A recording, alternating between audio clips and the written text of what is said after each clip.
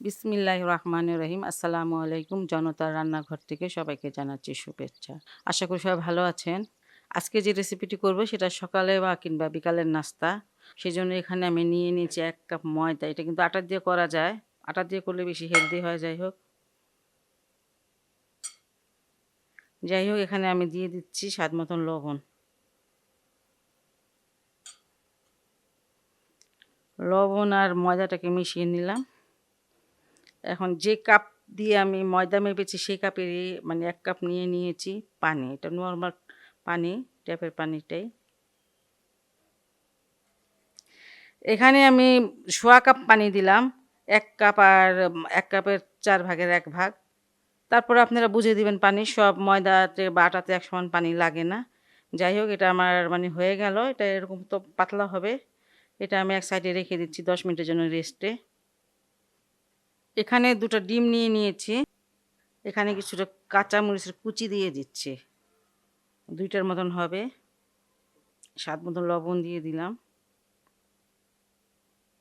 এখানে একটা পেঁয়াজ কুচি দিয়ে দিচ্ছি। এই পেঁয়াজটা খুব কুচি করে কেটে নিয়েছি।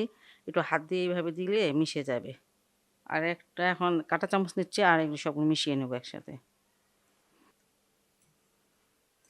এটা এক সাইডে রেখে দেই। এখানে আমি একটা শসা কুচি করে কেটে নিয়েছি এবং এই যে পাতলা করে কেটে নিয়েছি। এখানে মরিচ আছে ১.৫ টার মতন হবে। আর এখানে একটা পেঁয়াজ কুচি দিলাম। পেঁয়াজগুলো একদম কুচি করে নিয়েছি সুন্দরভাবে। অল্প একটু লবণ দিয়ে দিব কারণ ডিমে তো লবণ আছে এজন্য একটু কম লবণ দিলাম। টমেটোর কেচাপ এখানে দিয়ে দিয়েছি টেবিল চামচের ১ চামচ। সবগুলো একসাথে মেখে নিচ্ছি। যাই হোক এটাও হয়ে গেছে। এটা আমি এক সাইড করে রাখছি। নাস্তাগুলো আমি বানাতে চলে আসলাম।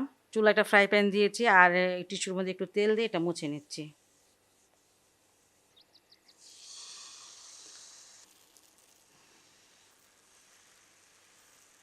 এই যে চামচের পিছন দিক থেকে একটু বড় করে দিবেন এভাবে। আর মানে সাইজটা আপনার নিজের মতন করে বানাবেন, ছোট বড় যেমন মন চায়। কালারটা যখন মোটামুটি চেঞ্জ হবে, এদিকে একটু সাদা আছে সমস্যা নেই। একটু চেঞ্জ হবে তখন আপনি ডিমটা দিয়ে দিবেন। ২ টা ডিম দিয়ে ৪ টা করা যায়। তারপর নিজের পছন্দ অনুসারেও দিবেন।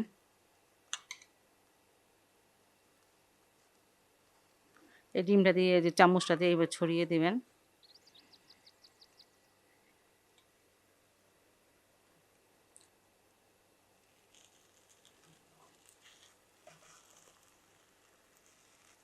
আমি উল্টিয়ে দিলাম। আর এবার তেলটা দিয়ে দিব যাতে ডিমটা ভালো করে ভাজা হয়। ডিমটা ভাজা হওয়া পর্যন্ত একটু অপেক্ষা করতে হবে। এটা আমি ফোল্ড করব তো এজন্য একটু নরম অবস্থায় ফোল্ড করতে হবে। আর এখানে আমার কাছে মনে হচ্ছিল যে সসটা কম, আমি আরেক চামচ দিয়ে দিয়েছি। আর সস থেকে যে পানিটা উঠবে মানে শসাতে তো পানি উঠে, সেই পানিটা কিন্তু দিবেন না। এইভাবে দিয়ে দেবেন শসাগুলো।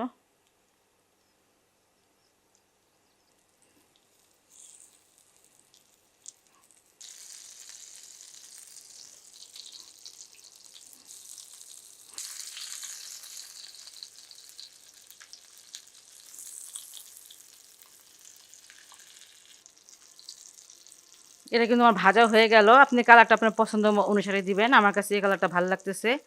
এখন আমি এটা নামিয়ে ফেলতেছি। খুব মজার এবং হেলদি একটা রেসিপি। এটা আপনার যদি ভালো লাগে বাসায় অবশ্যই ট্রাই করবেন।